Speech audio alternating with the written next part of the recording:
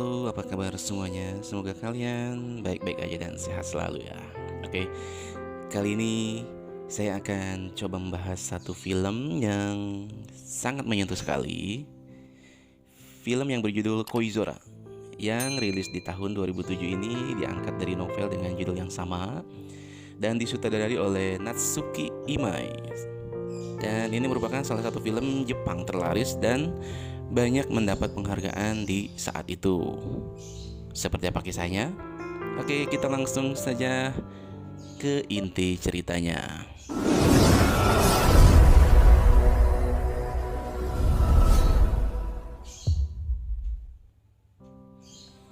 Film dibuka dengan seorang gadis SMA kelas 1.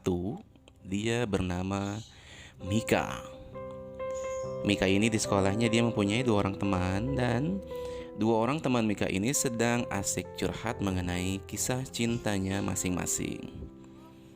Sedangkan Mika, dia hanya bisa jadi penonton saja karena Mika ini ternyata belum pernah berpacaran alias jomblo. Jadi Mika ini di sini dikisahkan sebagai gadis yang polos dan lugu seperti saya. Oke, setelah curhat ternyata mereka berjalan di lorong sekolah dan secara tidak langsung berpapasan dengan murid cowok dari kelas sebelah. Dan cowok-cowok itu bernama Hiroki Sakurai. Kita panggil saya dia Hiro, yang berambut putih. Sedangkan yang rambut hitam bernama Nozomo. Lalu Nozomo ini datang menghampiri Mika hendak minta nomor HP-nya Mika. Tapi temannya Mika ini langsung menyerobot, dan nampaknya temannya Mika ini menyukai Nozomo.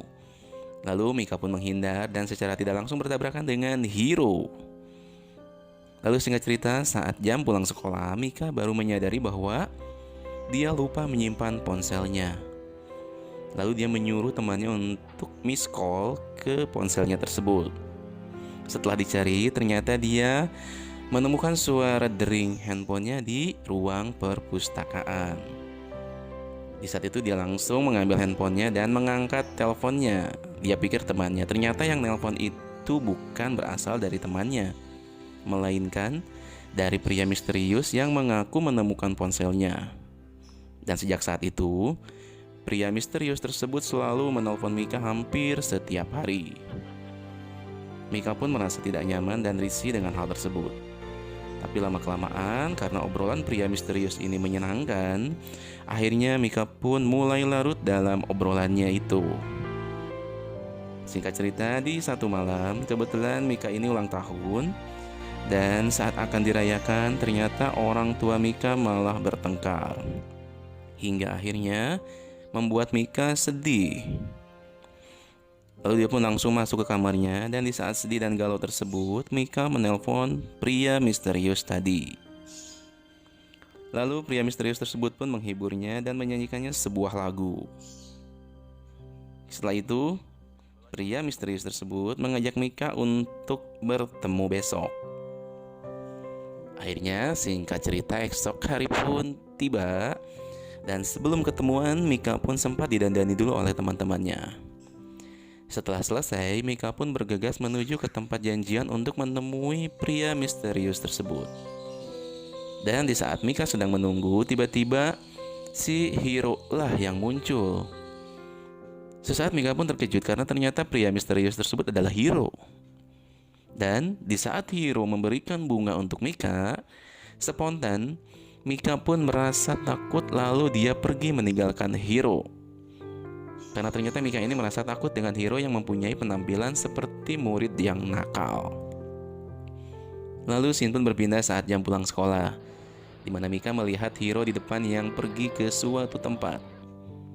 Karena Mika yang merasa kepo dan penasaran, dia pun mengikutinya. Dan ternyata si Hiro ini berada di sebuah taman bunga yang selalu dia rawat. Dan terlihat Hiro menanam bunga yang tadi ditolak oleh Mika. Kemudian Hiro menghibur Mika dengan menyemprotkan air ke arah matahari sehingga menimbulkan pelangi yang sangat indah. Mengetahui bahwa Hiro ternyata orang yang baik, membuat Mika dan juga mereka berdua semakin akrab. Sampai tiba di satu hari, Mika menerima pesan dari Hiro untuk menemuinya di ruang perpustakaan. Tak lama Mika pun izin kepada gurunya lalu bergegas menemui Hiro. Dan setelah ketemu, ternyata Hiro mengajak Mika untuk membolos. Kemudian, Hiro pun membawa Mika ke rumahnya Hiro dan dikenalkan dengan kakaknya Hiro. Lalu mereka pun masuk ke dalam kamarnya Hiro, dan di situ Mika terlihat sangat gugup dan grogi karena ini adalah pengalaman pertama buat Mika. Dan Hiro yang menyadari hal tersebut, dia langsung bilang ke Mika bahwa dia akan bersikap lembut terhadap Mika. Lalu mereka pun bercocok tanam. Setelah selesai, Mika pun bangun duluan dan merapikan kembali pakaiannya yang terkoyak. Wadaw. Lalu tak berselang lama, di keesokan harinya terlihat Mika yang sedang menunggu di halte bus untuk pergi ke tempat Hiro. Tapi tiba-tiba ada sebuah mobil hitam yang berhenti di depannya. Kemudian dengan secepat kilat terlihat seorang pria yang langsung menyeret dan memasukkan Mika ke dalam mobilnya. Dan saat mobil tersebut berhenti, Mika pun langsung kabur berlari. Akan tetapi naas, Mika tertangkap lagi dan langsung dicabuli oleh para pria tersebut. Sampai Mika pun pingsan dan dia baru tersadar di malam hari. Lalu Mika pun pulang. Tapi di tengah perjalanan ternyata dia bertemu dengan Hiro. Dan Hiro pun bilang dari siang dia mencari Mika kemana-mana tapi tidak menemukannya. Lalu Mika pun menceritakan kejadian naas yang menimpanya tadi. Lalu Hiro pun mencoba untuk menenangkannya dan membawa Mika ke rumah Hiro.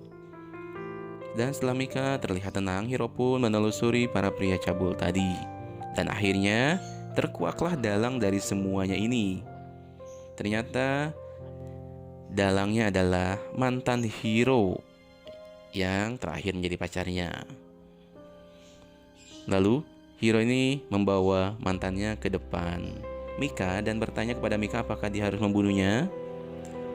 Ternyata Mika menjawab tidak usah, karena Mika nampak sudah pasrah dengan nasib naasnya itu.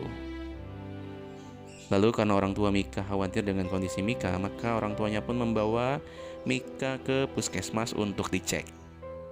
Dan alhamdulillah ternyata hasilnya baik-baik saja. Meskipun begitu, berita mengenai kejadian Mika ini tersebar di sekolahnya hingga Mika merasa sangat sedih.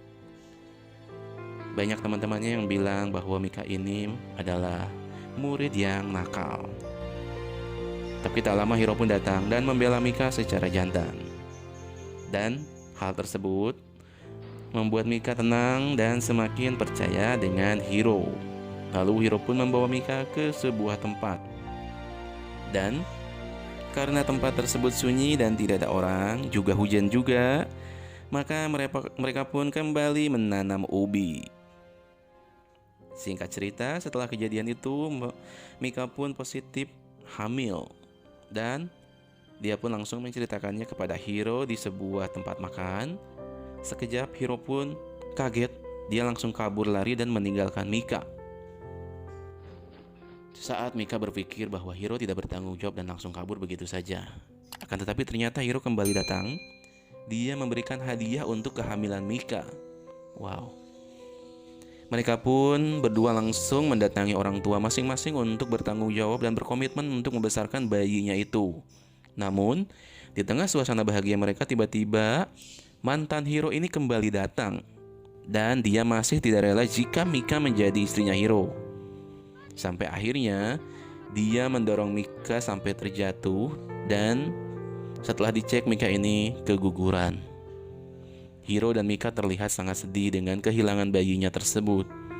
Mereka pun bertekad di setiap akhir tahun akan datang ke pemakaman anaknya ini. Setelah kejadian itu, Hiro sudah jarang menemui Mika lagi. Hubungan mereka pun mulai renggang sampai ternyata endingnya Hiro pun meminta putus hubungan dengan Mika. Akan tetapi, Mika yang masih sangat mencintai Hiro mencoba untuk mengembalikan hubungan mereka. Namun semua usaha Mika ini nihil. Dan hubungan mereka pun benar-benar berakhir sejak saat itu. Singkat cerita, waktu pun berlalu. Mika pun sudah mulai membuka hatinya untuk pria yang lain yang lebih dewasa dan penyayang. Dan ketika akhir tahun seperti biasa, Mika menemui kuburan anaknya. Di sana dia bertemu secara tidak sengaja dengan sahabatnya Hiro. Dan sahabatnya Hiro ini mengatakan kepada Mika bahwa memohon untuk Mika terus datang ke kuburan anaknya karena Hiro tidak mungkin dapat melakukannya lagi di masa depan. Dan ini dikarenakan ternyata Hiro ini umurnya sudah tidak lama lagi. Karena ternyata Hiro mengidap penyakit kanker stadium akhir. Mendengar hal tersebut, Mika pun langsung bergegas menuju rumah sakit di mana Hiro sedang dirawat. Dan di sana mereka saling mengungkapkan isi hatinya masing-masing. Mika yang sangat mencintai Hiro tak mau meninggalkan Hiro sendirian di sana. Mereka pun berpelukan sampai menangis. Sejak saat itu, Mika terus merawat Hiro. Mereka pun menghabiskan waktu bersama layaknya suami istri. Namun, di satu hari datang perawat yang akan mengecek kondisi Hiro. Tapi sebelum dibawa, Hiro meminta Mika untuk mencetak foto yang ada di kameranya. Sayangnya, setelah Mika mencetak foto tersebut, Mika mendapat telepon dari kakaknya Hiro yang mengabarkan bahwa Hiro sedang dalam keadaan koma. Dan karena Mika jauh dari Hiro, maka dia hanya bisa berkomunikasi lewat telepon saja. Di situ Mika langsung memberi semangat kepada Hiro dan memintanya untuk menunggunya di rumah sakit sampai dia datang. Ternyata Hiro pun nampak senyum sumringah melihat wajah Mika. Tapi ternyata senyuman tersebut adalah senyuman terakhir yang dia lihat. Hiro pun tidak tertolong lagi dan dia meninggalkan Mika untuk selamanya. Mika yang masih sangat mencintai Hiro pun hanya bisa bersedih dan mengingat kenangan indah bersamanya. Dan sampai di sini film pun berakhir. Oke guys, sekian ulasan singkat untuk film yang berjudul Koizora ini. Film ini sangat menyentuh sekali dan banyak sekali pelajaran yang bisa kita ambil di film ini. Terutama pelajaran mengenai kesetiaan dan perjuangan bagaimana cara untuk mendapatkan kesetiaan tersebut. Semoga kalian terhibur. Dan sampai jumpa lagi nanti di video berikutnya. Jangan lupa untuk diklik tombol like, subscribe, dan juga komen. Jika kalian suka, kalian juga bisa share. Sekian untuk film ini, saya pamit. Bye.